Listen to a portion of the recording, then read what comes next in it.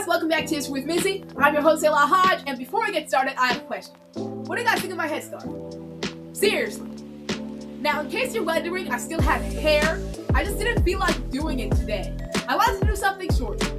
And speaking of short, today we're going to be talking about one of the most important battles in American history and one of the most famous speeches ever delivered, Gettysburg Address, which, as modern presidential speeches go, wasn't really that long. Now, most people think of Gettysburg. They think of a massive Civil War battle.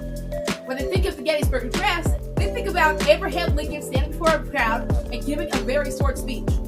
But these two events are very closely connected, and together they help shape the future of the United States. So we've got our timeline back! Yay! In 1861 on the timeline, you can see the Civil War has begun. And in 1862, like we talked about last episode, the Battle of Antietam, which I think is another very pretty girl name. It can be shortened to Annie. And then January 1st, 1863 was when the Emancipation Proclamation took effect. And then July 1st to July 3rd was 1863 with 2 days of fighting. That's a long battle.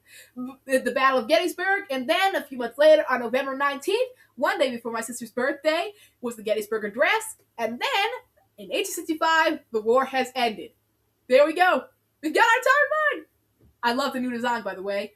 What do you guys think?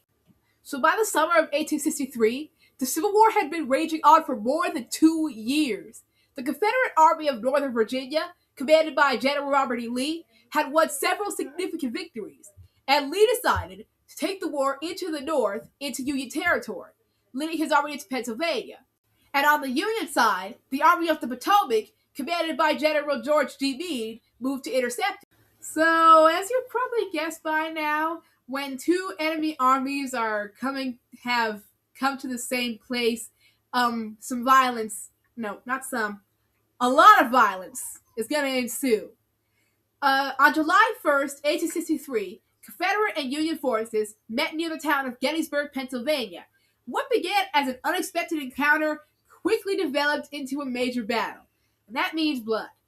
All right, the Battle of Gettysburg. We've got 3 days, a whole lot of death, and 2 armies. All right, so during the first day of fighting, Confederate forces pushed Union troops through the town. However, Union soldiers established strong defense positions on high ground south of Gettysburg. And, you know, when I talk about high ground, I've got to talk about that quote. It's over, Lee. I have the high ground. Alright, so you guys knew that when I said high ground, I had to quote Star Wars, right? It's over, Anakin. I have the high ground. Oh, okay. But all kidding aside, the fighting continued on July 2nd.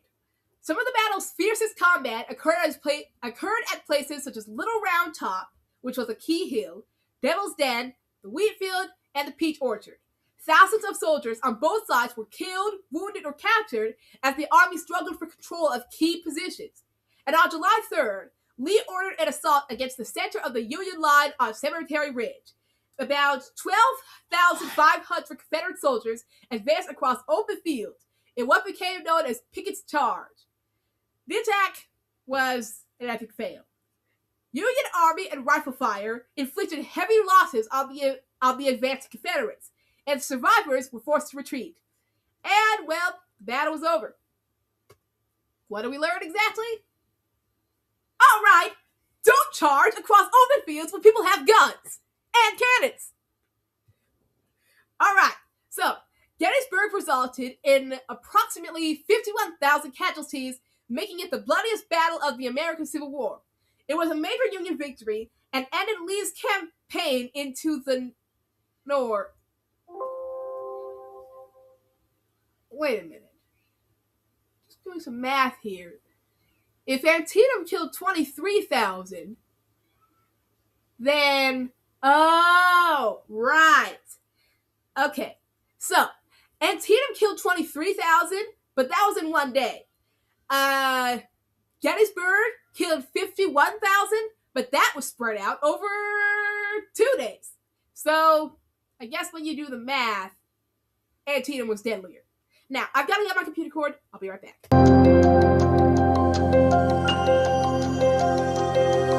All right, I'm back. If you guys have noticed, I've draped the background in black because we're going to be talking about the Gettysburg Address now, and that was actually said after the feature speaker, and the feature speaker was supposed to be dedicating that spot as a cemetery. So in the months following the battle, efforts began to create a national cemetery for the Union soldiers who had died at Gettysburg. A dedication ceremony was scheduled for November 19th, 1863, and this is the part where we get into the Gettysburg Address. The featured speaker was Edward Everett, one of the most respected orators in the country. Everett delivered a lengthy speech recounting the battle and honoring the dead. And after Everett finished, President Abraham Lincoln rose to deliver what was described as a few appropriate remarks. Those remarks became one of the most famous speeches in American history. So, go Lincoln. Lincoln's address lasted only a few minutes and contained roughly 270 words. He began by referring to the founding of the United States 87 years earlier. In fact, I'll pull up the actual text. 7 years ago, our fathers brought forth on this continent a new nation, conceived in liberty, and dedicated to the proposition that all men are created equal. Now, we are engaged in a great civil war, testing whether that nation, or any nation so conceived and so dedicated, can long endure. We are met on a great battlefield of that war. We have come to dedicate a portion of that field as a final resting place for those who here gave their lives that that nation might live. It is altogether fitting and proper that we should do this. But in a larger sense, we cannot dedicate, we cannot consecrate, we cannot hallow this ground.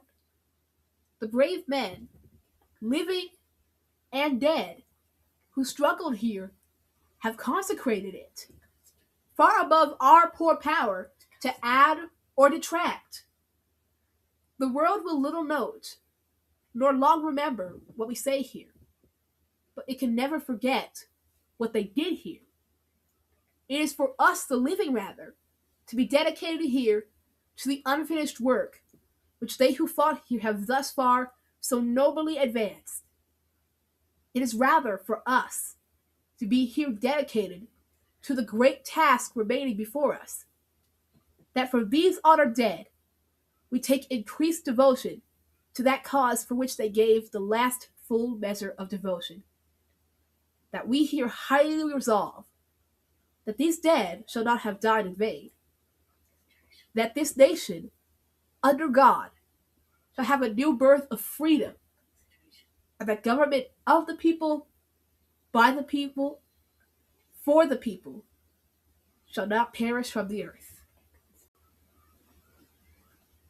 I can see why my history teacher said that after even reading that speech in the video that I was watching of her, she said that it gave her the chills. It does add kind of a somberness to it. But that's our reaction. Let's see what their reaction was. But back in the day, reactions to the speech were mixed. Some newspapers praised it, while others criticized it. Which, given my opinion, I don't know how you can criticize, bringing the nation together after that. That's what presidents are supposed to do after a tragedy. However, its reputation grew over time. The day after the ceremony, Edward Everett, who is not the orator, who is the orator, wrote to Lincoln and said, "I should be glad if I could flatter myself that I came as near to the central idea of the occasion in 2 hours as you did in 2 minutes." Today, historians regard the Gettysburg Address as one of the most influential speeches in American history. And U.S. history?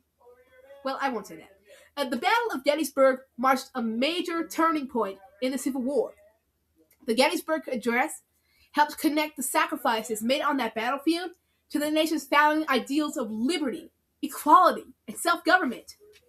Together, the battle and the speech remain central to the story of the Civil War and the history of the United States. Well, that was our video on the Battle of, not Fort Sumter, not Chicago, Gettysburg. I forgot the battle we were doing it on. Okay. Thanks for watching. If you enjoyed this video, be sure to like, subscribe, and let me know what you thought of today's topic. By the way, I went on YouTube and saw that one of our videos has over 100 views. Yeah! You guys have really helped this channel grow, and I want to hear from you. What did you think of today's topic? Drop your comments in the comments. Drop your thoughts and your comments into the comments below. In the next video, we're going to be talking about the Battle of Gettysburg, which, again, is a very adorable baby name, in my opinion. This is History with Missy. History Forgotten is History Repeated. See you around.